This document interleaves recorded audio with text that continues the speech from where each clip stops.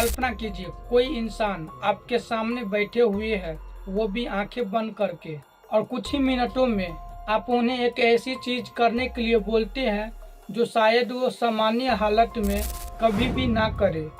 सुनने में शायद ये फिल्म की कहानी लगता होगा। What we're going to do is when we get you into a deep state of hypnosis, we're going to get you into a very relaxed state and to help you recall the things that you've seen that day. Okay? लेकिन सवाल यह है कि क्या hypnosis किसी इंसान का सच में दिमाग कंट्रोल करता है? हिप्नोसिस के दौरान आप कुछ ऐसा काम कर सकते हैं जो वो काम आपको बिल्कुल भी पसंद नहीं है, और ऐसी बात मैं नहीं, ध्रुव राठी भी बोल रहा है। क्या इस तरीके से किसी को हिप्नोटाइज किया जा सकता है? किसी का माइंड कंट्रोल किया जा सकता है? अगर आपने मेरे पुराने मिस्ट्री वीडियोस देखे हैं दोस्तों, तो आपको लगेगा कि ऑब्वियसली ये सब बकवास होगा, लेकिन कैसा लगेगा अगर मैं आपसे कहूँ ना सिर्फ हिप्नोटिज्म असली है, बल्कि इसे साइंस ने साबित भी किया है। तो चलो आज हम हिप्नोसिस के बारे में पूरी कहानी समझते हैं। जो क्या किसी दूसरे व्यक्ति हमारे दिमाग पर कब्जा कर सकता है, इन्हीं के बारे में हम अच्छे से विस्तार से समझते हैं। तो चलो हर बार की तरह हम शुरू से स्टार्ट करते हैं। Every muscle in your body. In 60 seconds, your eyelids will grow heavy. So heavy that you will be obliged to close.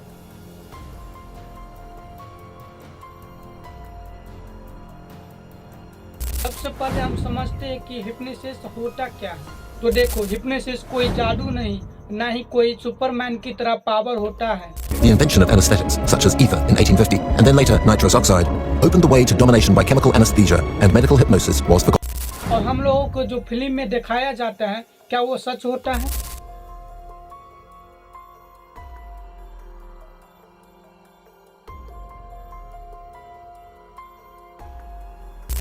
देखो, इन्हें आसान भाषा में हम समझ सकते हैं कि कोई कनेक्शन की अवस्था होता है।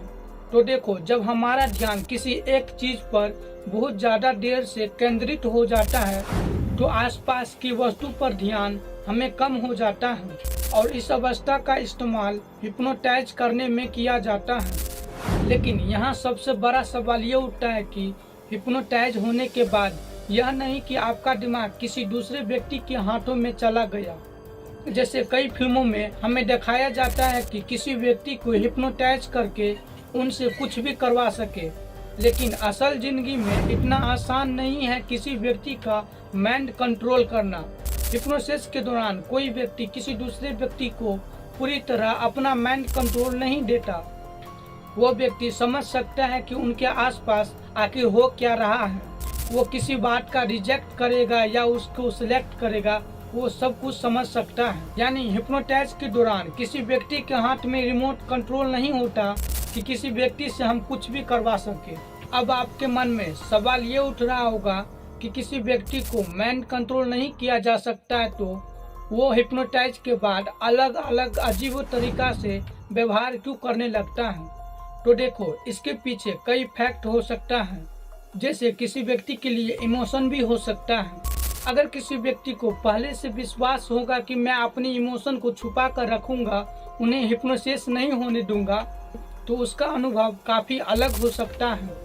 और इसके अलावा सोशल प्रेशर और माहौल की भूमिका भी निभा सकते हैं।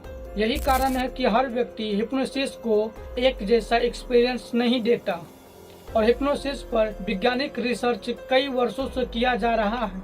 वैज्ञानिक रिसर्च से यह पता चलता है कि किसी व्यक्ति हिप्नोसिस के दौरान किसी दूसरे इंसान के आगे अपनी मन की बातों को रखता है और अपनी इच्छा को जताता है, और इसी वजह से हिप्नोसिस का इस्तेमाल कुछ मेडिकलों में भी किया जाता है।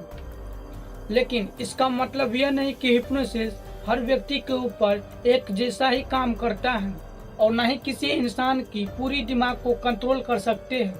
और जैसे हम लोगों को ये फिल्मों में दिखाया जाता है, असल वो हिप्नोसिस होता ही नहीं है। वो अपनी स्क्रिप्ट के हिसाब से अपनी काम करते हैं, और हम लोगों को लगता है वो माइंड कंट्रोल किए हुए हैं, और ना ही किसी इंसान के ऊपर किसी दूसरे व्यक्ति अपना कंट्रोल बनाता है। और इससे हमें ये समझ पाए कि किसी भी इंसान का दिमाग बहुत ही पावरफुल होता है, जिस पर कोई भी दूसरा व्यक्ति अपना कंट्रोल नहीं कर सकता। इसीलिए अगली बार से आपको जब भी माइंड कंट्रोल जैसा वीडियो यूट्यूब पर मिलेगा, तो तुरंत उन पर विश्वास मत करना, क्योंकि यह एक साइंस भी हो सकता है। तो दोस्तों, मैं उम्मीद करता हूं कि आप लोग इस वीडियो के माध्यम से हिप्नोसिस के बारे में अच्छे से समझ लिए होंगे। तो दोस्तों अगर आप लोग मेरे चैनल पर नए हो तो मेरी वीडियो को लाइक करके चैनल को सब्सक्राइब करना मत भूलिएगा।